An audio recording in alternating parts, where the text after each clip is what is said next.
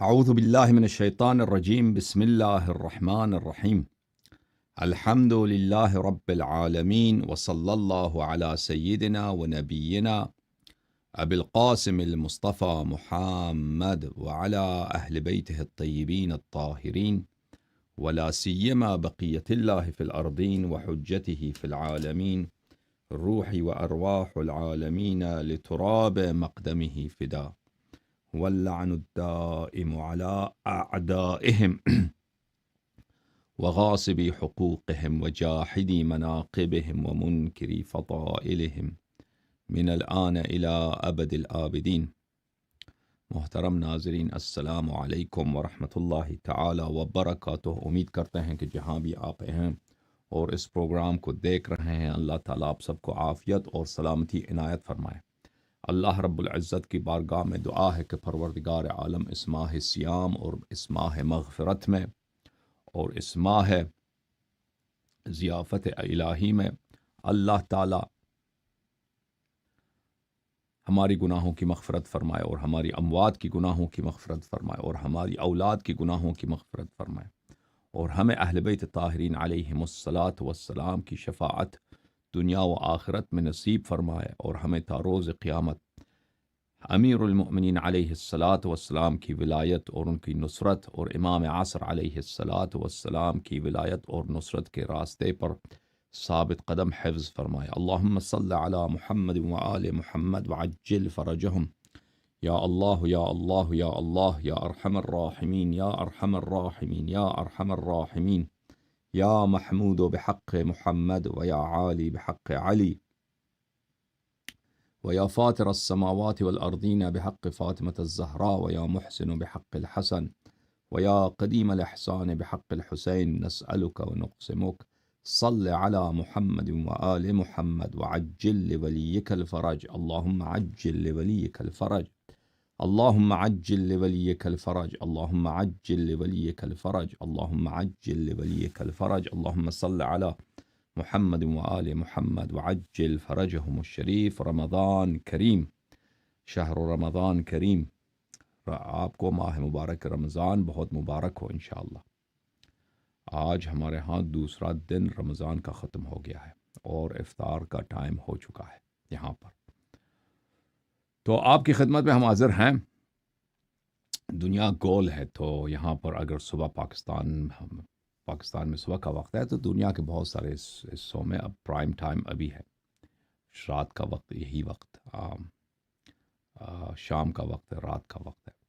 محترم ناظرین، ہم نے ایک موضوع آپ کی خدمت میں شروع کیا تھا، والدین نبی صلی اللہ علیہ وآلہ وسلم کے متعلق جماعت عمریہ کے خفیہ عقائد جو یہ عوام سے چھپاتے ہیں، تو اس میں کچھ باتیں رہتی ہیں جو میں نے آپ کی خدمت میں ابھی تک پیش نہیں کیا ہے، وہ میں آپ کی خدمت میں پیش کروں گا آج کے اس پروگرام میں، اور ایک مزید شاید پروگرام کرنے کی ضرورت پڑے تاکہ اس میں مزید کچھ تفصیلات ہیں وہ آپ کی خدمت میں پیش کیے جا سکیں۔ تو یہ اس فرقے کا عقیدہ یہ ہے کہ نبی صلی اللہ علیہ وآلہ وسلم کے والدین کریمین غیر مسلم تھے، مسلمان نہیں تھے، اور انہوں نے اس بات پہ ان کے علماء نے باقاعدہ طور پر کتابیں لکھی ہیں اور انہوں نے تصریح کی ہے کہ ان سب کا اجماع ہے، اس فرقے کے تمام علماء کا یہ اجماع ہے۔ اس اجماع سے چند افراد خارج ہیں، مثل عبد الرحمن السیوطی، جن کا کوئی ان کے خروج کا کوئی اس اجماع پہ اثر نہیں پڑتا، لیکن سیوطی سے پہلے تو تمام یہ خود کہتے ہیں صحابہ تابعین سب کا اجماع یہی تھا کہ نبی صلی اللہ علیہ وآلہ وسلم کے والدین نستجیر باللہ مشرک تھے، کافر تھے، اور یہ کہتے ہیں کہ قرآن میں بھی یہ بات آئی ہے، حدیث میں یہ بات موجود ہے۔ اور میرے محترم ناظرین، اور ایک اور بات آپ کی خدمت میں عرض کروں کہ یہ پھر اس کے بڑے سخت نتائج نکلتے ہیں، کیونکہ یہ بے حرمتی نبی صلی اللہ علیہ وآلہ وسلم ہے۔ ایک ایسا فرقہ جس کا اجماع ہو اب کہ اپنے ہی نبی صلی اللہ علیہ وآلہ وسلم کی بے حرمتی کی جائے، ٹھیک ہے نا۔ حضرت عیسیٰ ابن مریم علیہ السلام کے متعلق قرآن نے فرمایا وَأُمُّهُ صِدِّيقَةٌ، عیسیٰ علیہ السلام کے والدہ جو ہیں کیا ہے؟ مریم صدیقہ، مؤمنہ، ایک پاک خاتون ہے۔ ہمارے نبی صلی اللہ علیہ وآلہ وسلم کے والدہ گرامی شیعہ مذہب میں مؤمنہ خاتون جنت صدیقہ ہیں، لیکن جماعت عمریہ کے مذہب میں نستجیر باللہ نستجیر باللہ ثم نستجیر باللہ، ان کو مشرکہ کہا جاتا ہے۔ اور لازمی بات ہے کہ یہ سب نبی صلی اللہ علیہ وآلہ وسلم اور شتم نبی صلی اللہ علیہ وآلہ وسلم ہے، اور جس فرقے کا اجماع اس بات پر ہو تو ہر مسلمان کو سوچنا چاہیے کہ یہ فرقہ جو ہے یہ اتباع کرنے کا لائق نہیں ہو سکتا، پیروی کرنے کا لائق نہیں ہو سکتا، ٹھیک ہے نا۔ اچھا، اجماع کے متعلق ہم نے پچھلے پروگرام میں بات کی تھی، اب ان کے علماء کے واضح تصریحات، ان کے اکابر کہ کس بے شرمی کے ساتھ یہ اپنی کتابوں میں اس بات کو لکھتے ہیں کہ نبی صلی اللہ علیہ وآلہ وسلم کے والدین کریمین غیر مسلم تھے، اور ان کے اکابر علماء جن کی جلالت پر اور جن کی شان و شوکت پر اور جن کی علمی منزلت پر اس فرقے میں کوئی نزاع نہیں ہے، اس میں ان کا اجماع ہے۔ ملاحظہ کریں یہ کتاب دلائل النبوہ ومعرفت احوال صاحب الشریعہ صلی اللہ علیہ وآلہ وسلم لابی بکر البیہقی، متوفی سنہ 458، اور یہ ایک بہت بڑا عالم ہے، فرقہ عمریہ کا بہت بڑا محدث ہے۔ اس کتاب میں محترم ناظرین ملاحظہ کریں یہ صفر اول ہے، الصفر الاول یعنی کتاب اول، چاپ دار الکتب العلمیہ۔ اس کتاب میں ملاحظہ فرمائیے میرے محترم ناظرین، یہ کتاب 1988 میں چھپی ہے۔ یہاں پر صفحہ نمبر 191 میں ایک حدیث نقل کرتے ہیں جو مسلم میں بھی ہے۔ وہ حدیث یہ ہے کہ ان رجلا قال، انس نے روایت کی ہے کہ ایک شخص نے کہا رسول صلی اللہ علیہ وآلہ وسلم کی بارگاہ میں، یا رسول اللہ این ابی، اے پیغمبر خدا میرے والد کہاں ہیں؟ قال فی النار، رسول صلی اللہ علیہ وآلہ وسلم نے کہا تیرے ابا جان جہنم میں۔ فلما قفا، جب وہ پیچھے چلا ہے، دعاہ، اس کو واپس بلایا نبی صلی اللہ علیہ وآلہ وسلم نے، اور کہا ان ابی و اباک فی النار، میرے والد صاحب اور آپ کے والد صاحب دونوں جہنمی ہیں۔ وَرَوَاهُ مُسْلِمٌ فِي الصَّحِيحِ، مسلم نے اس کو اپنے کتاب صحیح میں نقل کیا۔ اس حدیث کو نقل کرنے کے بعد جی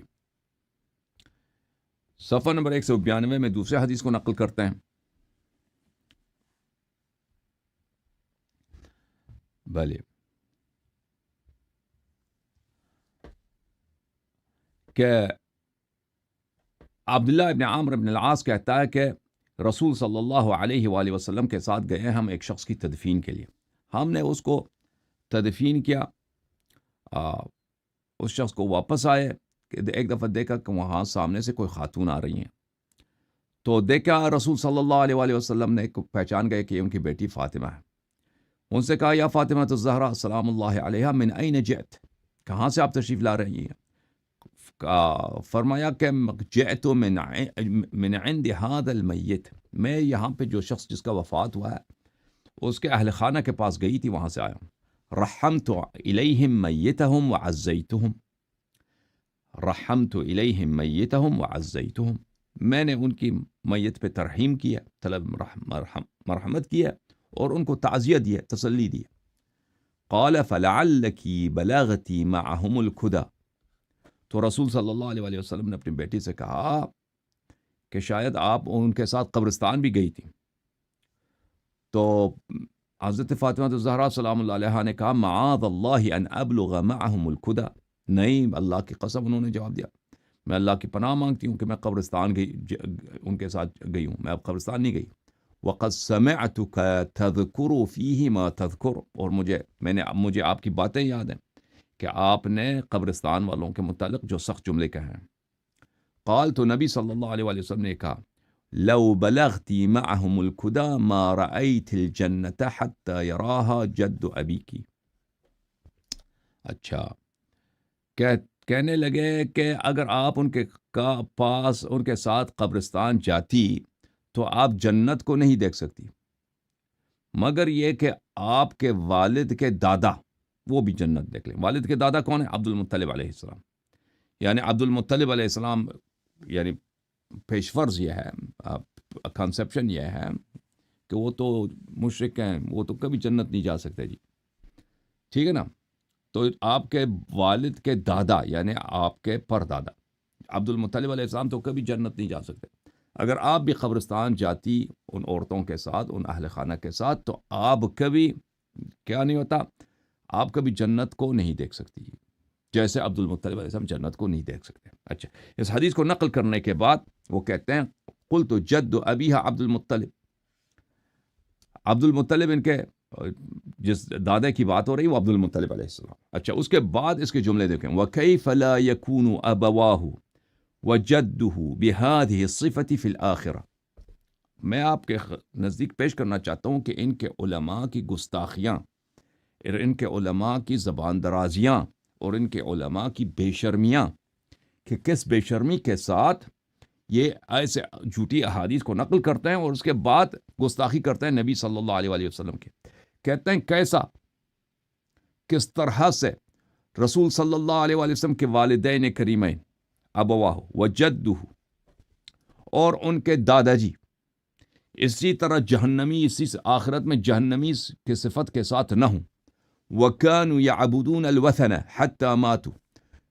یہ لوگ تو سب بت پرست ہیں. یہ لوگ عبداللہ علیہ السلام، جناب آمنہ بنت وہب سلام اللہ علیہ، عبد المطلب علیہ السلام، یہ سب تو بت پرست ہے. آخر لمحے تک انہوں نے بتوں کی پوجا کی ہے جب تک ان کی وفات ہوئی ہے. وَلَمْ يُدِينُوا دِينَ عِيسَى ابْنِ مَرْيَمَ علیہ السلام. اور یہ کبھی جس پیغمبر کا دین کو ماننا ان پہ واجب تھا، عیسیٰ ابن مریم علیہ السلام کا دین، اس دین پہ تو کبھی یہ چلے نہیں، اس دین پہ ایمان ہی نہیں لائے. تو یہ کیا ہے؟ جہنمی ہے. تو یہ کافر ہیں، یہ جہنمی. تو آپ نے دیکھا کہ ان کے بڑے عالم نے کس بے شرمی کے ساتھ یہ الفاظ اپنے کتاب میں لکھا ہے. آپ ان کا ایک اور بہت بڑا محدث ہے عبد الرحمن النسائی. یہ کتاب ہے سنن النسائی بشرح الحافظ السیوطی و حاشیۃ السندی ابو الحسن السندی، جزء رابع، مکتب المطبوعات الاسلامیہ بحلب. اچھا، یہاں پر میرے محترم ناظرین ایک باب اس نے منعقد کیا صفحہ نمبر 90 پر. کس نے منعقد کیا؟ نسائی صاحب نے، عبد الرحمن النسائی لا غفر اللہ لہ. اور اس باب میں ایک ہی حدیث لے کے آیا، اور اس باب کا عنوان اس نے کیا رکھا ہے؟ زیارت قبر المشرک. ایک خاص مشرک. المشرک کس کو بولتے ہیں؟ مشرکین نہیں، ایک خاص مشرک. ایک الف لام ہوتا ہے تعریف کے لیے، اور مشرک جو ہے لفظ وہ تو آپ کو پتہ ہے، مشرک جو اللہ سے شرک رکھتا ہے کافر ہے، ٹھیک ہے نا. قبر مشرک، ایک خاص مشرک کے قبر کی دیدار، زیارت بولتے ہیں دیدار کرنے کو، وزٹ کرنے کو. اچھا، یہ کس کی بات ہو رہی ہے؟ کون سا مشرک ہے؟ اور اس باب میں اس شخص نے صرف ایک ہی حدیث لایا. تو یہ جس کو اس نے مشرک بولا ہے، اس کا وہی شخص ہوگا جو اس حدیث میں آیا، کوئی دوسرا نہیں ہوگا. اور سن رہا ہے نہیں سن رہا ہے؟ یہ ملعون کس ہستی کو یہ مشرک لکھ رہا ہے؟ کس ہستی کو یہ گالی دے رہا ہے، اس کو کافر کہہ رہا ہے، مشرک کہہ رہا ہے؟ انہوں نے صرف شیعوں کی تکفیر کی ہے. اس قوم نے سب سے پہلے تو نبی صلی اللہ علیہ وسلم کے والدین کریمین کی تکفیر، بلکہ خود نبی کی تکفیر کی ان لوگوں نے صلی اللہ علیہ وسلم. کیونکہ اگر انہی کے دامن سے یہ پیدا ہوئے ہیں تو یہ تو 40 سال کی عمر تک تو ان کو تو جب تک فرشتہ نہیں آیا تھا تو اسی دین پہ تھے نا. اچھا، روایت کرتے ہیں ابو ہریرہ سے، زار رسول اللہ صلی اللہ علیہ وآلہ وسلم قبر امہ فبکا وابکا من حولہ. رسول صلی اللہ علیہ وآلہ وسلم ایک خاص مشرک کے قبر، وہ خاص مشرک کون؟ ان کی والدہ. نستجیر باللہ. اے رسول صلی اللہ علیہ وآلہ وسلم چلے گئے، انہوں نے دیدار کیا، کس کا دیدار کیا؟ وزٹ کیا اپنے والدہ ماجدہ کا قبر شریف کو، اور روئے اور ساتھ والوں کو بھی رلایا. وقال استأذنت ربي عز وجل في ان استغفر لها فلم يؤذن لي. میں نے اللہ سے اجازت مانگا ہے کہ میں اپنی والدہ کے لیے استغفار کروں، تو اللہ نے مجھے اجازت نہیں دی. تو اس ملعون نے ٹائٹل کیا رکھا؟ زیارت قبر المشرک، ایک خاص مشرک کے قبر کا دیدار. اس سے مراد کون ہے؟ وہ کس کو مشرک کہہ رہا ہے؟ نبی صلی اللہ علیہ وآلہ وسلم کی والدہ ماجدہ کو. اچھا ملاحظہ کریں، یہ قاضی عیاض یحسبی کی اکمال المعلم بفوائد مسلم جزء ثالث، اور یہ بھی بہت بڑے محدث ہیں، بہت بڑے مجتہد ہیں فرقہ عمریہ کے، بلند پائے کے محدث مجتہد اور مشہور عالم. سنہ 1998 میں کتاب مصر میں چھپی ہے. یہاں پر اس نے بھی اسی حدیث کو جو مسلم میں ہے، مسلم کا عنوان اس طرح ہے کہ نبی صلی اللہ علیہ وآلہ وسلم نے اپنی والدہ کی قبر کی زیارت کی اجازت مانگی. انہوں نے اس طرح اسی حدیث کو نقل کیا، اس کا اسی طرح سے عنوان رکھا ہے. تو نسائی کا عنوان بہت ہی جو ہے کیا، بہت ہی اس میں گستاخی ہے، بے ادبی ہے. اچھا تو اس حدیث کو نقل کرنے کے بعد اس کی شرح میں قاضی عیاض کیا لکھتے ہیں؟ استئذانہ علیہ السلام فی زیارت قبر امہ والاذن فی ذلک، یہ کہ رسول صلی اللہ علیہ وآلہ وسلم نے اللہ تعالیٰ سے اجازت طلب کیا کہ میں والدہ کی قبر کی طرف جاؤں، اور اللہ نے جو اجازت عطا کیا، دلیل علی جواز زیارت القبور وصلۃ الآباء المشرکین. اچھا کہتے ہیں یہ اس بات کی دلیل ہے کہ انسان قبرستان کا دیدار زیارت کر سکتا ہے، اور مشرک، ہاں آباء المشرکین، مشرک آبا، مشرک اجداد، مشرک رشتہ داروں کے ساتھ احسان کر سکتا ہے، ان کے ساتھ صلہ کر سکتا ہے، یعنی احسان کر سکتا ہے، ان کا دیدار کر سکتا ہے. ٹھیک ہے نا؟ تو اس نے بھی واضح الفاظ میں نبی صلی اللہ علیہ وآلہ وسلم کی والدہ ماجدہ کو کیا بولا ہے؟ نستجیر باللہ، مشرک بولا. اچھا ملاحظہ کریں، ان کا بہت بڑا عالم ہے مسلم بن حجاج النیسابوری. کون ہے بھائی؟ مسلم بن حجاج النیسابوری، جو صحیح مسلم کا مؤلف ہے. یہ اس کی کتاب ہے صحیح مسلم، چاپ دار الفکر، کتاب چھپی ہے 2003 میں بیروت لبنان، مؤسسہ دار الفکر میں. یہاں پہ صفحہ نمبر 127 میں اس حدیث کو ملاحظہ کیجیے. اچھا بیان ان من مات علی الکفر فہو فی النار. اچھا کہتا ہے ہم اس بات کو اس باب میں اس نے ایک ہی حدیث لایا، دوسرا حدیث نہیں لایا بھائی، دوسرا کوئی حدیث نہیں لایا. اچھا بھائی پلیز خاموش رہو. ادھر کون ہے بھائی ٹک ٹاک میں؟ ٹک ٹاک میں اپنا مائک بند کرو، سب کا مائک بند کرو. اچھا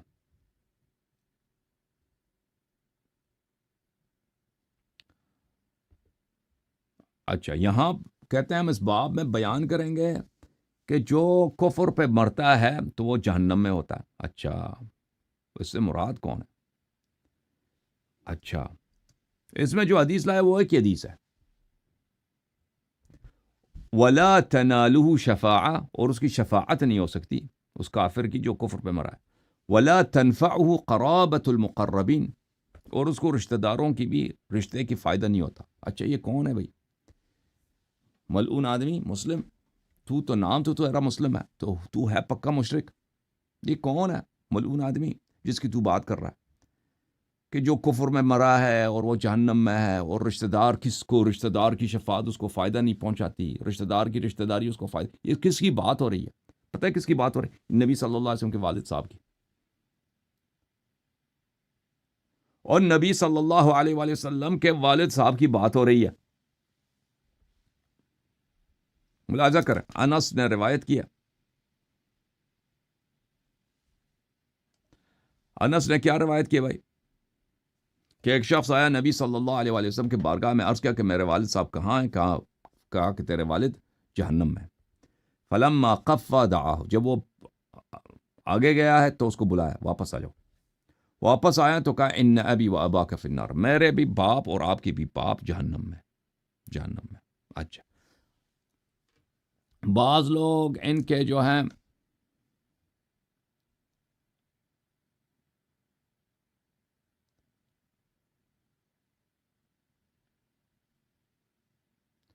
یہ فراڈ کرتا ہے نا کہ یہاں پہ باپ سے مراد چچا ہے. اچھا باپ سے مراد چچا. یہ بات عوام فریبی کے علاوہ کچھ بھی نہیں ہے. عوام فریبی کے علاوہ کچھ بھی نہیں، کیونکہ اگر آپ ہمارے پچھلے سیشن کو دیکھ لیں کہ اس میں ہم نے ان کے اجماعات دکھا دیے، ان کے علماء کے تصریحات دکھا دیے کہ یہ ان کا اجماع ہے کہ والدین نبی صلی اللہ علیہ وسلم جہنم میں. اور انہوں نے یہ لفظ صرف باپ کے لفظ کے ساتھ، اب کے لفظ کے ساتھ یوز نہیں روایت نہیں کیا، والد کے لفظ کے ساتھ بھی روایت کیا. میں آپ کو دکھا دیتا ہوں.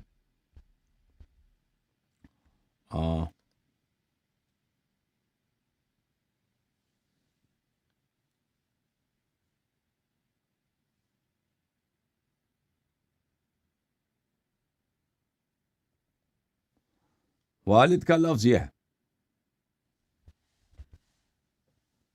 التيسير في التفسير لأبي نصر القشيری، یہ متوفہ سنہ 514 ہے. یہ کتاب چھپی ہے داراللباب میں، یہ جلد نمبر 2 ہے. ابی حفص النصفی نجم الدین عمر ابن محمد ابن احمد النصفی الحنفی، التيسير في التفسير، متوفہ سنہ نمبر 537، معاف کیجیے گا. چاپ داراللباب میں چھپی ہے 2019، داراللباب بیروت میں یہ کتاب چھپی ہے. اچھا، یہاں پہ ملاحظہ کریں صفحہ نمبر 425 میں اسی حدیث کو وہ نقل کرتے ہیں دوسرے لفظ کے ساتھ کہ ایک شخص کھڑا ہو گیا، رسول صلی اللہ علیہ وآلہ وسلم سے پوچھا این والدی، میرے باپ کہاں ہیں؟ فقال فی النار، کہا جہنم. فحزن الرجل، اس شخص بڑا غمزدہ ہو گیا.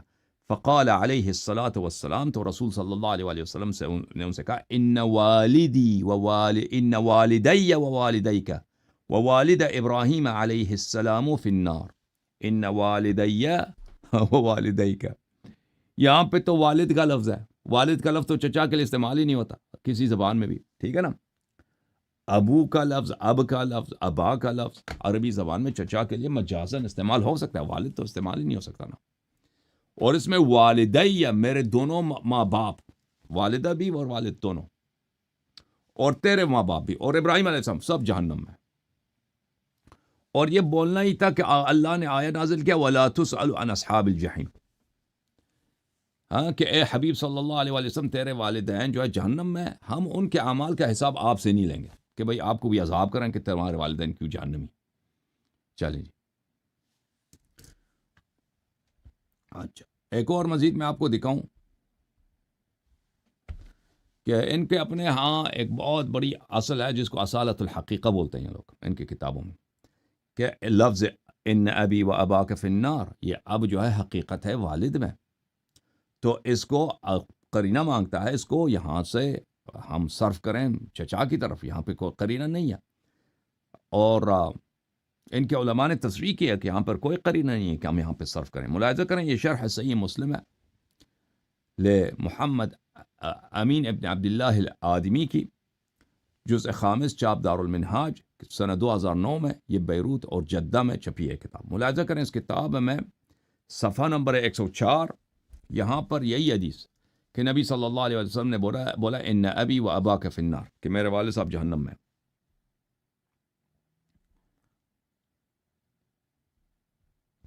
ان ابی و والدی و والدی، ان ابی و والدی، شارح نے خود لگا دی کہ ابی کا مطلب چچا نہیں ہے، ابی کا مطلب ہے والد، و والدک فی النار، ٹھیک ہے نا. لموتہما علی الشرک الجاہلی، کیونکہ میرے والد صاحب بھی اور آپ کے والد صاحب دونوں شرک جاہلی میں دنیا سے گئے. صحیح ہے نا. کہتے ہیں نبی صلی اللہ علیہ وسلم نے یہ فرمایا.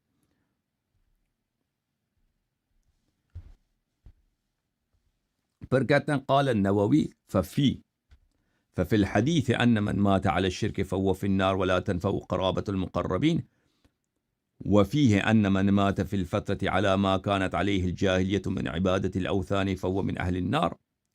کہ حدیث میں یہ آیا ہے کہ بھئی کوئی اگر شرک پہ مرے تو اس کی شفاعت نہیں ہو سکتی، اور رشتہ داروں کی رشتہ داری اس کا کام نہیں دیتے ہیں نا. نبی صلی اللہ علیہ وسلم کے والد کی بات ہو رہی ہے. اور جو فترت کے زمانے میں نبی صلی اللہ علیہ وسلم کے اعلان بعثت سے پہلے بت پرست تھے، وہ اہل نار میں سے ہیں، جہنمی ہیں. وہ بھلے ولا عبرة بقول من قال إن المراد بأبي النبي صلى الله عليه وآله وسلم عمه أبو لهب أو أبو طالب لمخالفته ظاهر الحديث ظاہر لفظ الحدیث والنص القاطع.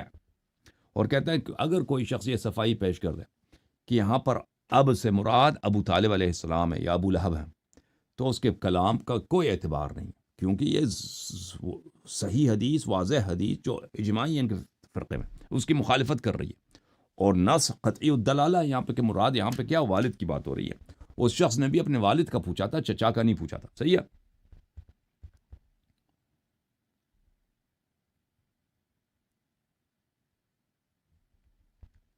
اور یہ کتاب ہے عون المعبود شرح سنن ابی داود لابن القیم الجوزیہ، اور اس کی محمد عظیم آبادی کی، اور اس کے ساتھ ابن القیم کا بھی شرح ہے. یہ جلد نمبر ہے نمبر 1. یہاں پہ ملاحظہ کریں صفحہ نمبر 494 میں یہی حدیث نقل کرنے کے بعد من یقول بنجات والدیہ علیہ الصلاۃ صلی اللہ علیہ وآلہ وسلم یحملہ علی العم فإن اسم الأب يطلق على العم مع أن أبا طالب قد ربى رسول الله صلى الله عليه وآله وسلم فيستحق إطلاق اسم الأب من تلك الجهة. انتہا. کہتے ہیں کہ بعض لوگوں نے علامہ سندھی نے شیخ ابو الحسن سندھی نے کہا ہے کہ جو لوگ مثلا مراد کون ہے، سیوطی، کہتے ہیں کہ والدین نبی صلی اللہ علیہ وآلہ وسلم نجات، اہل نجات میں سے ان کے والد صاحب کا نجات ہے. وہ کہتے ہیں اس حدیث کو ہم تعویل کرتے ہیں کہ عم سے مراد کیا ہے، اب سے مراد عم ہے، چچا ہے، کیونکہ اطلاق ہوتا ہے عربی زبان میں، چاچے کو بھی اب کہتے ہیں. اور ابو طالب علیہ السلام نے تو رسول صلی اللہ علیہ وسلم کی پرورش کی ہے، تو اس لیے وہ زیادہ مستحق ہے اب کہلانے کے. اس کے جواب میں کہتے ہیں وَهَذَا أَيْضًا كَلَامٌ ضَعِيفٌ باطل. کہتے ہیں کہ یہ کلام پہلے تو ضعیف ہے، پر کہتے ہیں نہیں، باطل ہے ہی جھوٹ ہے کہ یہاں پہ اب سے مراد ام نہیں ہو سکتا، چچا نہیں ہو سکتا. صحیح ہے. اچھا،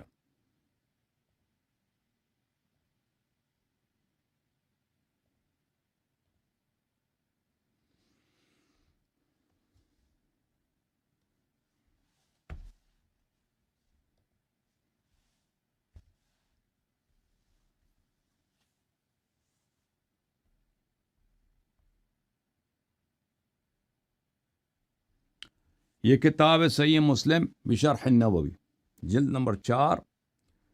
اس میں یہ جزء سابع ہے، چاپ دار الفکر، کتاب چھپی ہے سنہ 2000 میں. یہاں پہ ملاحظہ کریں صفحہ نمبر 40 ہے. وہی حدیث ہے کہ نبی صلی اللہ علیہ وآلہ وسلم اپنی والدہ کے قبر پہ گئے ہیں، وہاں پہ اللہ سے اجازت طلب کی کہ مجھے استغفار کرنے کی اجازت دو، تو اللہ نے اجازت نہیں دی. اس کے ذیل میں نووی صاحب کیا کہتے ہیں، فیہ جواز زیارت المشرکین فی الحیات وقبورہم بعد الوفاء. کہتے ہیں اس حدیث کے نبی صلی اللہ علیہ وآلہ وسلم کو اجازت ملی کہ اپنی والدہ کے قبر پہ جائیں، تو اس سے کیا نتیجہ نکلتا ہے، فتویٰ کیا نکلے گا؟ اس سے فتویٰ یہ نکلے گا کہ مشرکین کی قبروں کی زیارت جائز ہے، زندگی میں بھی ان کے دیدار جائز ہے، مرنے کے بعد ان کے قبر کی بھی زیارت جائز ہے. ٹھیک ہے بھائی، روئیں یا ہنسیں ان پہ. ایسے کلمہ گو جو اپنے آپ کو مسلمان کہتے ہیں، ایسے علماء پہ ہم روئیں یا ہنسیں ان پہ. ٹھیک ہے نا، دل تو کرتا ہے ان کو خوب گالی دے دیں، لیکن کیا ہوتا ہے بھائی کہ لوگ بھائی کہیں گے کیا، اللہ یاری گالی دیتا. ایسے کمینوں کو جو نبی صلی اللہ علیہ وآلہ وسلم کے والدین کو بار بار مشرک کہہ رہے ہیں، اور ان کو کیا ہم گالی نہ دیں؟ چلیں جی، کہتے ہیں گالی نہ دو، لیکن عرض یہ ہے کہ ایسے لوگوں، یہ لوگ لعنت کے مستحق ہیں. یہ لوگ ایسے علماء، ایسا مذہب، ایسا دین اتباع کرنے کا، پیروی کرنے کا لائق نہیں ہے. ہاں، اور پھر کہتا ہے وَفِيهِ النَّهْيُ عَنِ الْإِسْتِغْفَارِ لِلْكُفَّارِ. اس حدیث سے پتہ چلتا ہے کہ کافر کے لیے استغفار نہیں کر سکتے. وہ کافر سے کون مراد ہے؟ ذلیل آدمی. ہاں، والدین نبی صلی اللہ علیہ وآلہ وسلم ہے کہ نہیں؟ ان سے کون مراد ہے؟ والدین نبی صلی اللہ علیہ وآلہ وسلم. اچھا، یہ کتاب سنن ابی داود ابی داؤد سجستانی بہت مشہور عالم ہے اس فرقے کا، بہت بڑا عالم ہے، محدث ہے. اس کا نام ہے سلیمان ابن اشعث السجستانی، متوفی سنہ 275. یہ کتاب دارالفکر بیروت میں چھپی ہے سنہ 2005 میں. یہاں پہ ملاحظہ کریے صفحہ نمبر 882 میں اس نے ایک باب منعقد کیا، ایک چیپٹر بنایا، باب فی ضرار المشرکین، مشرکین کی نسل. ضراری کس کو بولتے ہیں؟ نسل، اولاد. مشرکین کی نسل، مشرکین کے اولادوں کے بارے میں. اچھا، اس میں کون سی حدیث کو لے کے آئے؟ اس میں تو اس نے کئی حدیث لے کے آئے. ایک حدیث رسول صلی اللہ علیہ وسلم کے والدین کے متعلق لے کے آیا کہ اس سے مطلب یہ نکلتا ہے کہ ملعون شخص کے متعلق ضراری المشرکین میں ایک فرد کون ہے جو سب سے زیادہ مشہور ہے؟ وہ خود نبی اللہ رسول اللہ صلی اللہ علیہ وسلم. اگلے صفحے میں ملاحظہ کریں، یہ حدیث نمبر 4718 انس سے روایت کیا کہ ایک شخص نے رسول صلی اللہ علیہ وسلم سے کہا کہ میرے والد کہاں؟ کہا کہ تیرے والد جہنم میں. جب وہ چلا گیا، واپس بلایا اس کو، کہا کہ میرے والد بھی جہنم میں. تو اس نے واضح طور پر مشرکین کے اولادوں کے باب میں، مشرکین کے اولادوں کی نسل میں، مشرکین کے اولادوں کے فصل میں، اس چیپٹر میں نبی صلی اللہ علیہ وسلم کو بھی اس نے شامل کر دی ہے کہ نہیں؟ اور یہ سب تصریحات ہیں کہ علماء کی بے شرمیاں ہیں کہ نہیں ہیں، کہ ان کے اکابر مسلم بن حجاج یا ابو داؤد سجستانی، قاضی عیاض یحسبی، عبد الرحمن نسائی، یہ تو ان سے بڑھ کر عالم کے پاس تو ہے نہیں نا.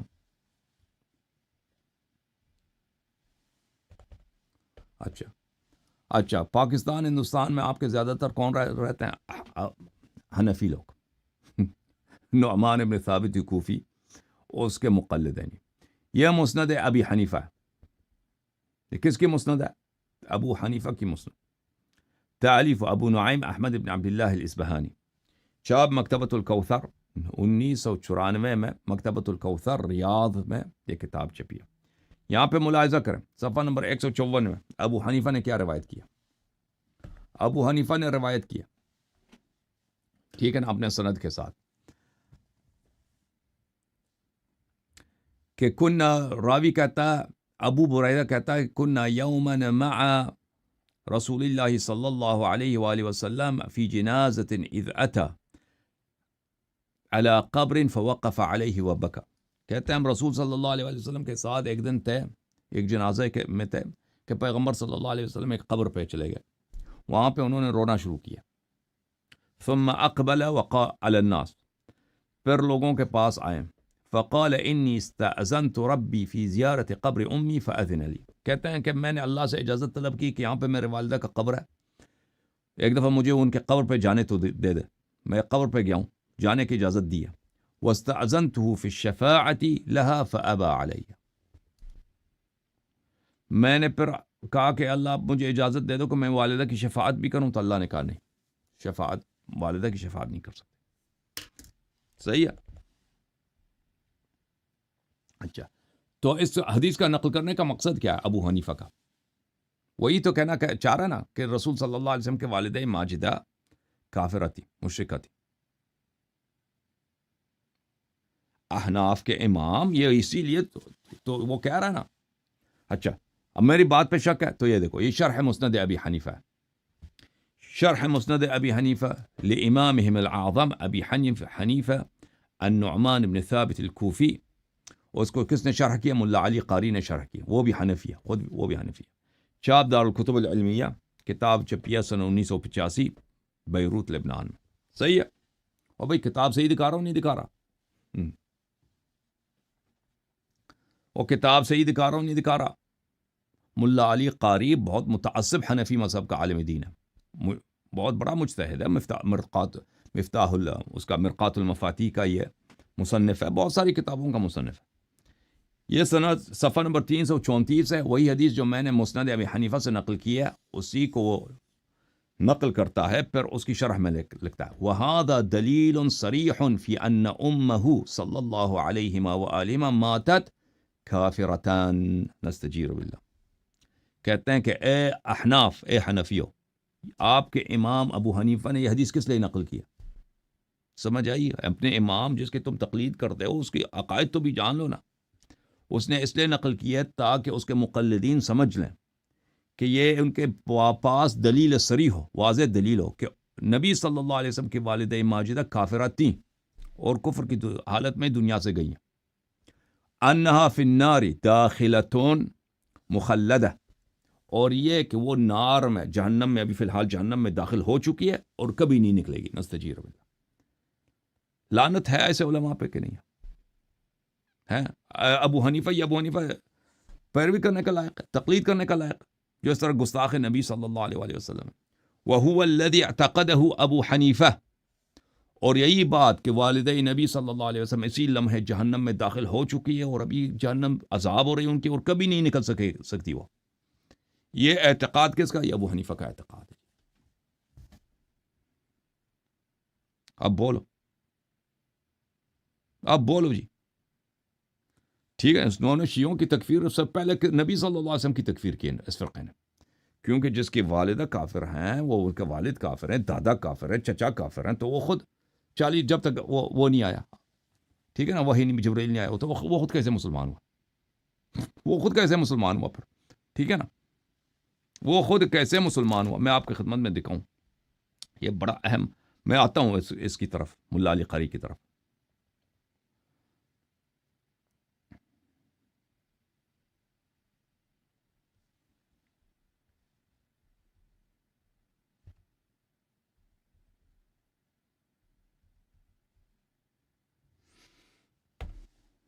یہ دیکھیں، یہ کتاب ہے صحیح بخاری، چاپ دار احیاء تراث العربی، سنہ 2001 میں چھپی ہے جی. ملاحظہ کریں،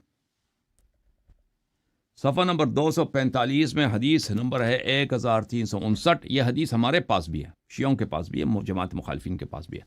قال رسول اللہ صلی اللہ علیہ وآلہ وسلم، رسول صلی اللہ علیہ وآلہ وسلم نے فرمایا، ما من مولد یولد علی الفطرہ، جو بھی بچہ پیدا ہوتا ہے اس کی پیدائش ہوتی ہے جس طرح اللہ نے خلق کیا، اس کو صاف ستھرا خلق کیا. ٹھیک ہے نا، یہ ہر بچے کے، ما من مولود، یعنی جو بھی دنیا میں بچہ پیدا ہوتا ہے وہ فطرت پہ پیدا ہوتی ہے، فطرت پہ پیدا ہوتی ہے، یعنی صاف ستھرا، نہ یہودی ہے، نہ مشرک ہے، نہ کچھ بھی نہیں. فَأَبَوَاهُ، اس کے والدین، یُحَوِّدَانِهِ وَيُنَصِّرَانِهِ وَيُمَجِّسَانِهِ، اور اس کے والدین کیا کرتے ہیں؟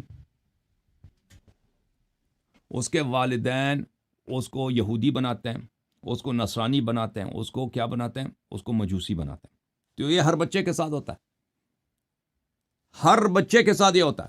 تو نبی صلی اللہ علیہ وسلم کے والدین کیا تھے، ان کے دادا جی کیا تھا، ان کے چچا کون تھے، ٹھیک ہے، ان کا پورا خاندان کیا تھا. اور بھائی انہوں نے جو والدین نبی صلی اللہ علیہ وسلم کی تکفیر کی ہے، وہ کس کی تکفیر کی؟ در حقیقت خود نبی صلی اللہ علیہ وسلم کی تکفیر کی ہے. اور ملاحظہ کر، اسی حدیث کو مسلم نے بھی روایت کی، اور ان کے نزدیک سب سے وہ بہترین حدیث ہی وہی ہوتی ہے جو بخاری مسلم نے دونوں نے روایت کی ہو. یہ صحیح مسلم ہے، لمسلم ابن حجاج القشیری النیسابوری، جزء اول، چاپ دار الکتب العلمیہ، بتحقیق الشیخ محمد فؤاد عبد الباقی، کتاب چھپی ہے 1991 میں.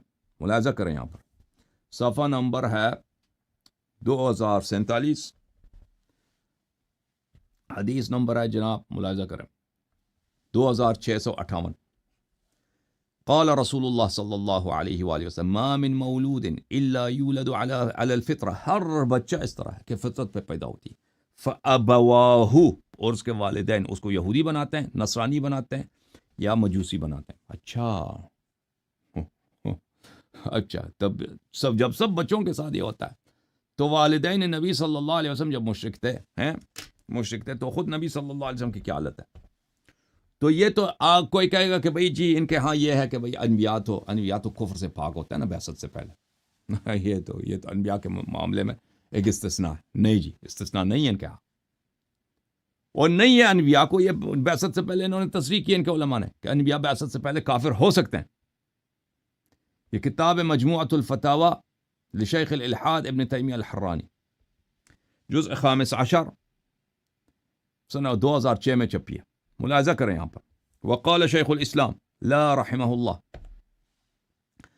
آیا ہے سورہ اعراف میں، قال الملأ الذين استكبروا من قومه لنخرجنك يا شعيب والذين آمنوا معك لنخرجنك من قريتنا او لتعودن في ملتنا. شعیب علیہ الصلاۃ والسلام کے قوم کے سرداروں نے جو بڑے مغرور تھے، الملأ ان قوم کے جو اکابر تھے، استکبروا جو بڑے مغرور تھے، انہوں نے جو شعیب کے قوم میں سے تھے، انہوں نے شعیب سے کہا کہ اے شعیب، ہم تجھے نکالیں گے کہاں سے؟ اپنے بستی سے نکال دیں گے. والذین آمنوا معک، اور جو تیرے ساتھ تیرے پیروکار کچھ آئے ہیں نا، جنہوں نے کلمہ پڑھا، ان کو بھی اپنے بستی سے نکال دیں گے. او لتعودن فی ملتنا، مگر یہ کہ تم سب واپس آ جاؤ ہماری کس میں؟ ہماری شریعت میں، ہماری دین میں. اچھا، یہاں پر ہمارے نزدیک یہ باب تغلیب میں سے، کیونکہ اکثریت اس زمانے میں جو مسلمان تھے شعیب علیہ السلام کی امت میں، اکثریت وہ پہلے کیا تھے؟ مشرک تھے. تو ان میں سے کچھ تھے جو کبھی مشرک نہیں تھے، جیسے خود شعیب علیہ السلام، ٹھیک ہے نا، وہ کفر سے پاک تھے شروع سے، لیکن تغلیب کے بنا پر، جیسے آپ کہتے ہیں القمرین، قمرین یعنی سورج اور چاند کو، سورج کو بھی چاند کہہ دیا، یہ تغلیب کے لیے ہوتا ہے. اچھا، تغلیب کا باب بڑا وسیع ہے، لیکن وہ یہ تغلیب کو نہیں مانتے ابن تیمیہ صاحب. اچھا، کیا کہتے ہیں؟ کہتے ہیں ظاہرہ دلیل علی ان شعیبا والذین آمنوا معه كانوا على ملت قومهم. کہتے ہیں اس آیت کا واضح ظاہر دلیل یہی ہے کہ شعیب علیہ السلام اپنی قوم کی طرح شروع میں بت پرست، سب کافر تھے. لقولهم او لتعودن فی ملتنا،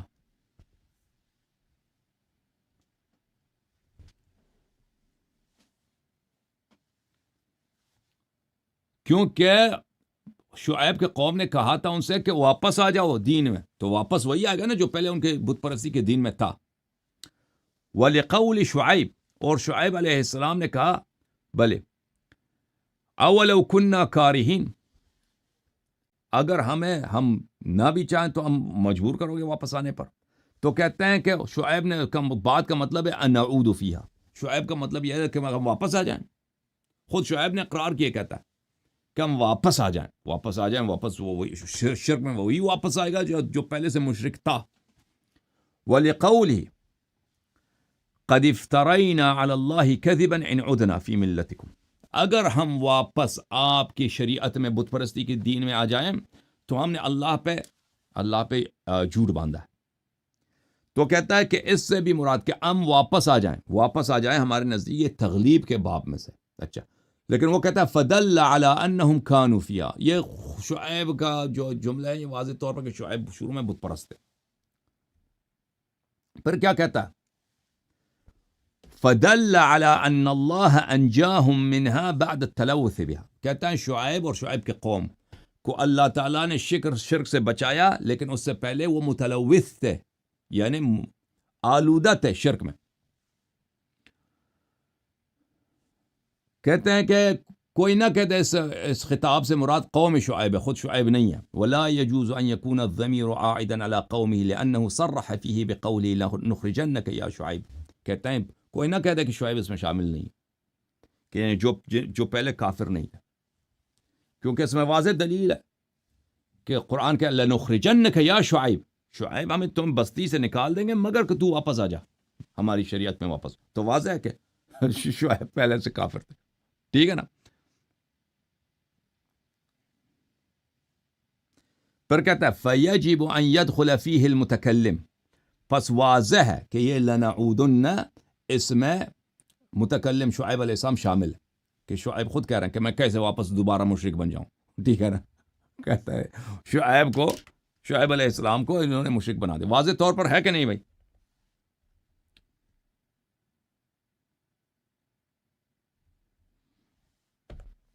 یہ ابن تیمیہ صاحب کی کتاب تفسیر و آیات اشکلت، ابن تیمیہ کی کتاب جلد نمبر 1، چھپ مکتبۃ الرشد، مشکل آیات کی تفسیر. اچھا، کتاب چھپی ہے سن 1996 میں، مکتبۃ الرشد سعودی عرب میں. یہاں پر صفحہ نمبر 178 ہے. اچھا، کہتے ہیں کہ شیعہ حضرات یا مسلمان اگر یہ کہتے ہیں ان شعیب والرسل ما كانوا في ملتهم قط وهي ملة الكفر فهذا فيه نزاع مشہور، کہتے ہیں کہ کیا انبیاء علیہم السلام بعثت سے پہلے کافر ہو سکتے ہیں؟ جیسے شعیب علیہ السلام ہے، نبوت سے پہلے کافر ہو سکتے ہیں؟ کہتے ہیں یہ اجماعی مسئلہ نہیں ہے، ہاں اس میں نزاع ہے ہمارے ٹھیک ہے، کوئی اجماع نہیں ہے کہ انبیاء جو ہے، اور بھائی انہوں نے، ان کے پاس کوئی اجماع نہیں ہے کہ نبی جو ہے پہلے سے کافر نہیں ہو سکتا، کہتے ہیں اس میں نزاع ہے۔ وبكل حال فهذا خبر يحتاج الى دلیل سمعی او عقلی، کہتے ہیں یہ کہ ایک ایسا کہ نبی بعثت سے پہلے کافر نہیں ہو سکتا، یہ دلیل کا محتاج ہے۔ دلیل کہاں ہے اس کی؟ یا اس کی دلیل سمعی ہوگی، کتاب و سنت سے ہوگی، یا دلیل عقلی ہوگی۔ اچھا سمجھ میں آ رہی نا بات آپ کو؟ اور بھائی کہتے ہیں نبی بعثت سے پہلے کافر نہیں ہو سکتا۔ سن رہے نہیں سن رہے؟ سن ہی نہیں رہے جی۔ اور نبی بعثت سے پہلے کافر نہیں ہو سکتا، یہ دلیل کیا ہوگی؟ یا تو ایک منٹ پہ، یا سمعی ہوگی یا قطعی، سمعی ہوگی یا عقلی۔ سمعی سے کیا مراد ہے؟ سمعی سے کتاب اور حدیث، کتاب اور سنت۔ عقلی، عقل کی دلیل۔ ولیس، پھر کہتا ہے ولیس فی ادلۃ الکتاب والسنت والاجماع ما یخبر بذلک، کہتا ہے ہمارے پاس کتاب میں، سنت میں، اجماع میں کوئی ایسی دلیل نہیں ہے کہ انبیاء بعثت سے پہلے کافر مشرک نہیں ہو سکتے جی۔ واما العقل ففیہ نزاع، جہاں تک عقل کی بات ہے یہ کوئی اس عقلی دلیل میں نزاع ہے۔ والذی علیہ نظار اہل السنہ انہ لیس فی العقل ما یمنع ذلک، جس مسئلے پر محققین اہل سنت ہیں، مسئلہ تو نزاعی ہے، حدیث تو کوئی نہیں نا، حدیث کتاب میں، قرآن میں یا حدیث میں یا اجماع میں کوئی ایسی بات نہیں ہے کہ انبیاء بعثت سے پہلے کافر نہیں ہو سکتے، ٹھیک ہے نا؟ ہاں عقل جہاں تک عقلی دلیل کی بات ہے وہ نزاعی ہے، لیکن جس مسئلے پر اجماع ہے کس کا؟ محققین اہل سنت کا، کہ انہ لیس فی العقل ما یمنع ذلک، کہ عقل کے پاس کوئی ایسی دلیل نہیں ہے کہ نبی بعثت سے پہلے کافر نہیں ہو سکتا جی۔ سمجھ میں آئی نا بات؟ تو بھائی جب نبی بعثت سے پہلے کافر نہیں ہو سکتا اور تمہارے پاس کوئی حدیث بھی نہیں ہے کہ وہ بعثت سے پہلے، نہ قرآن کی آیت ہے نہ کچھ بھی اجماع نہیں ہے، اور تم نے خود کہا ہے کہ نبی صلی اللہ علیہ وسلم کے والدین کیا تھے؟ والدین مشرک تھے، چچا بھی مشرک، دادا بھی مشرک، پردادا بھی مشرک، پورا خاندان ہی مشرک، ٹھیک ہے نا؟ اور خود تم نے روایت کی ہے کہ ہر بچے کو اس کے والدین اس کا دین چینج کر لیتے ہیں۔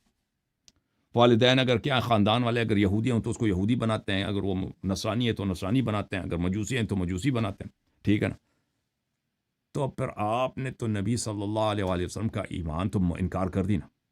صرف نبی صلی اللہ علیہ وسلم کے والدین کی ایمان کے انکار سے، نبی صلی اللہ علیہ وسلم کے والدین کی تکفیر سے، انہوں نے نبی صلی اللہ علیہ وسلم کی تکفیر کیا۔ اچھا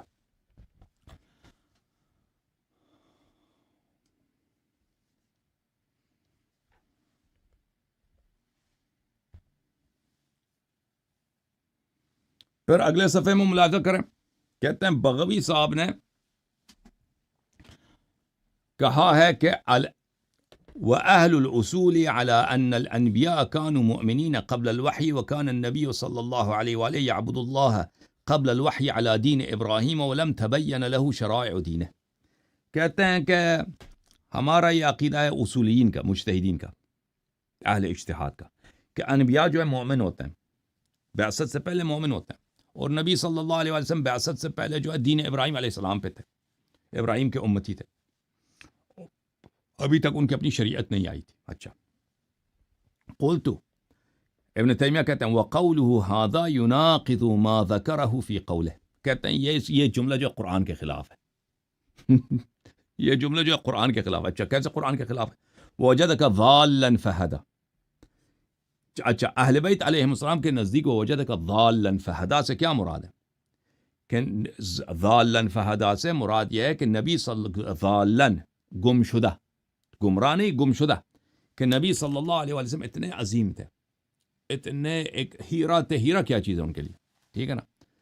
ایک نایاب گوہر تھے، ایک مشرق قوم کے درمیان، مشرق قوم کے درمیان، تو وہ ان کی قدر نہیں جانتے تھے نا، ایک گمشدہ ہیرا ہے۔ ایک ایسا معلم، ایک ایسا اللہ کی جانب سے ہادی، ایک ایسا رسول جو تمام انبیاء کا سردار ہے، سب سے پیارا ہے، اللہ نے زمین و آسمان کی خلقت اسی کی محبت میں کی ہے، وہ اپنے قوم کے درمیان گمشدہ کوئی اس کی قدر نہیں کرتا، فہدا، تو لوگ اللہ تعالیٰ نے دوسروں کی ہدایت کی تاکہ ان کی قدر جانے۔ اہل بیت علیہ السلام کی کے پاس اس آیت کی تفسیر یہ ہے، لیکن اس ملعون کے پاس اس کی تفسیر کیا ہے؟ کہ کہتا ہے وجد کا ضال، رسول صلی اللہ علیہ وسلم گمراہ تھے، فہدا، پھر اللہ نے ان کی ہدایت کی۔ ضالن یعنی کیا تھا؟ ضالن گمراہ تھے، کس چیز سے گمراہ تھے؟ وجد کا ضالن عما انت علیہ اليوم، وہ عقیدہ، وہ توحید جو ابھی آپ کو پتہ چلا ہے نا نبوت کے بعد، اس سے تو آپ گمراہ تھے، پہلے تو آپ کو پتہ ہی نہیں تھا کہ یہ کیا چیز ہے۔ فہداک لتوحیدہ والنبوہ، اور توحید اور نبوت کی طرف آپ کو بلایا، یعنی توحید اور نبوت کا نبی صلی اللہ علیہ وسلم کو پتہ نہیں تھا، تو یہ تصریح ہے نا کہ نبی صلی اللہ علیہ وسلم نبوت سے پہلے کافر تھے۔ فجعل التوحید مما كان ضالا عنہ فہداہ الیہ، یہ واضح طور پہ دیکھیں کہ کہتے ہیں کہ اللہ تعالیٰ نے نبی صلی اللہ علیہ وسلم سے کہا کہ نبوت سے پہلے آپ کو توحید نہیں آتا تھا، توحید نہیں آتی تو یعنی مشرک تھے، توحید سے یہ گمراہ تھے، اور اللہ تعالیٰ نے ان کو توحید کی ہدایت دی۔ وَأَيْضًا فَقَوْلُهُ تعالیٰ، اللہ تعالیٰ کہ مَا كُنْتَ تَدْرِي مَا الْكِتَابُ وَلَا الْإِيمَانُ، ہاں ہمارے نزدیک دیکھیں قرآن کے بہت سارے آیات ہیں کہ ایاک اعنی واسمعی یا جارہ، ایاک اعنی واسمعی یا جارہ، کہ میں تجھ سے کہتا ہوں تاکہ دوسرا سمجھ لے، تجھ سے کہتا ہوں تاکہ کیا ہو جائے؟ دوسرا سمجھ لے۔ اچھا یہ کہتے ہیں کہ نہیں جی اس سے مراد خود نبی ہے، ما کنت ما تدری ما الکتاب، تجھے کیا معلوم کہ قرآن کیا چیز نبوت سے پہلے، ٹھیک ہے نا، آپ کو پہلے نبوت کا یہاں پہ ذکر نہیں ہے، آپ کو پہلے پتہ نہیں تھا قرآن کیا چیز ہے، ایمان کیا چیز ہے۔ یہ کہتے ہیں اس سے مراد نبی صلی اللہ علیہ وسلم ہے کہ بعثت سے پہلے کیا تھے؟ وہ کافر تھے، ایمان کا پتہ ہی نہیں تھا کہ ایمان کیا چیز ہے، ٹھیک ہے نا، ہاں ایمان کیا چیز ہے، ٹھیک، نہ قرآن کا پتہ تھا، نہ تورات کا، نہ انجیل کا، کچھ کا پتہ، ایمان کا بھی نہیں پتہ تھا۔ یہ ہم کہتے ہیں کہ یہ اس سے مراد نبی صلی اللہ علیہ وسلم نہیں ہے، اس سے اصل میں مراد نبی صلی اللہ علیہ وسلم کا قوم ہے۔ علی کل حال قد قال السدی وغیرہ، سدی جو رجال مسلم کے اس میں جن سے مسلم نے حدیث نقل کی ہے اپنے کتاب میں، اس میں سے کان علی دین قومہ 40 سنہ، نبی صلی اللہ علیہ وسلم 40 سال تک بت پرستی میں مبتلا تھے، نستجیر باللہ۔ قلت وقد روى ابن ابی حاتم الرازی، جو بہت بڑا محدث اس فرقے کا، اس نے روایت کی اس سند کے ساتھ از جبیر ابن مطعم سے، لقد رأيت رسول اللہ صلی اللہ علیہ وآلہ وهو على دین قومه، ہاں نستجیر باللہ، نستجیر باللہ، میں نے نبی صلی اللہ علیہ وسلم کو دیکھا تھا ایک نبوت سے پہلے، وہ اپنی قوم کی طرح بت پرست تھے، اپنے قوم کے دین پہ تھے، قریش کے دین، قریش کا دین کیا؟ بت پرستی ہے۔ وَهُوَ وَاقِفٌ عَلَى بَعِيرٍ لَهُ بِعَرَفَاتٍ بَيْنَ قَوْمٍ يَدْفَعُ مِنَ النَّاسِ تَوْفِيقًا مِنَ اللَّهِ لَهُ۔ اچھا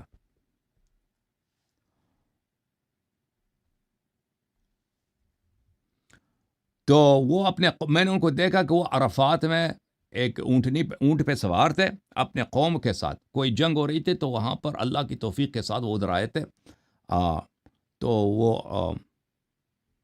ادھر ہی تھے، ٹھیک ہے نا۔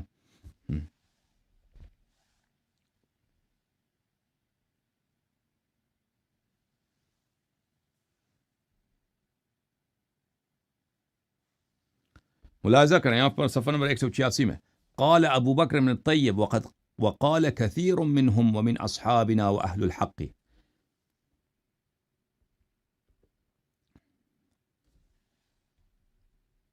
کہتے ہیں بہت سارے شیعوں میں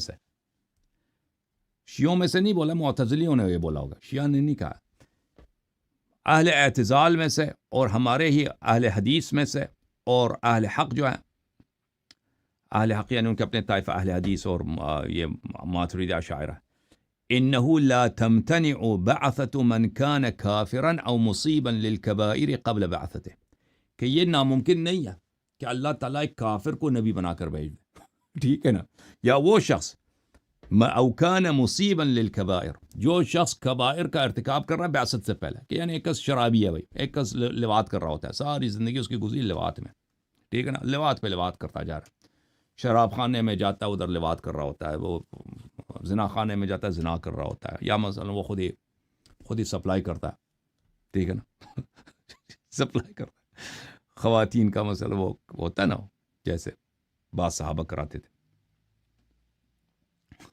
چکلا وغیرہ میں ملازمت ہوتی تھی، اچھا اس طرح ایسے فاسق کو جو کبائر کا مرتکب، یا ایک شخص شرابی ہے بھائی، ایک شخص پکا چور ہے، مصیبا للکبائر، کبائر کا جو مرتکب ہوتا ہے بعثت سے اس کو پکڑ کے کیا کرے، نبی بنا دے، ٹھیک ہے نا، قال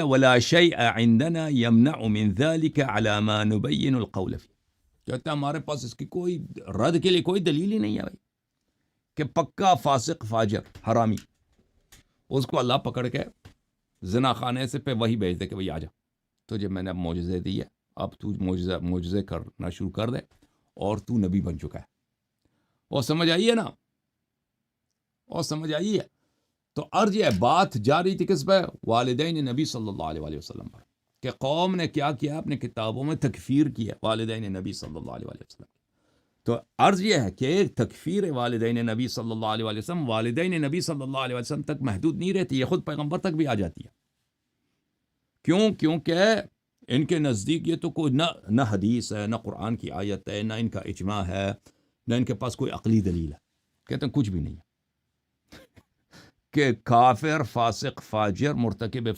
کبائر کو اللہ تعالیٰ نبوت نہیں دے سکتا، جب یہ ممکن ہے، اور ادھر سے انہوں نے خود حدیث نقل کیا کہ اگر کسی کے والدین یہودی نصرانی ہیں تو بچے کو ضرور یہودی نصرانی بناتے ہیں، تو پھر ختم ہے نا، نبی صلی اللہ علیہ وسلم کے والدین کو تم نے مشرک بولا،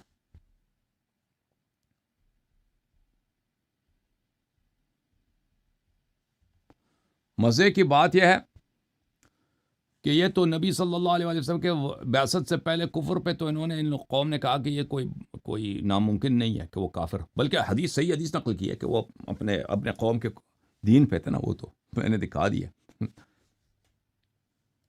وہ تو میں نے دکھا دیا نا ابھی، وہ تو تصریح تھا کہ 40 سال تک وہ اپنے قوم کے دین پہ تھے، اچھا انہوں نے نبوت بعثت کے بعد بار بار نبی صلی اللہ علیہ وسلم کے لیے کفر ثابت کیا، یہ ایک الگ موضوع ہے، ٹھیک ہے نا، ہم اس موضوع والدین نبی صلی اللہ علیہ وسلم سے دور جائیں گے، اسی بات پر میں نے دعوت دی تھی مولوی عبداللطیف صفدر کو، کہ وہ ابھی تک بھاگ گئے، واپس نہیں آئے، کہ نبی صلی اللہ علیہ وسلم کا کفر لازم آتا ہے آپ کے روایات میں، تو وہ سے بھاگ گئے اور کبھی واپس نہیں آئے، اچھا واپس چلتے ہیں میرے عزیزوں ان کے علماء کے بے شرمیوں کی طرف، کہ اس بے شرم طائفے کے بے شرم علماء نے اپنی کتابوں میں والدین نبی صلی اللہ علیہ وآلہ وسلم کے متعلق کیا لکھا ہے۔ یہ کتاب عون المعبود شرح سنن ابی داود تالیف محمد العظیم آبادی الہندی، یہ جلد نمبر 5 ہے، چھاپ دار الکتب العلمیہ 1990 میں کتاب چھپی ہے۔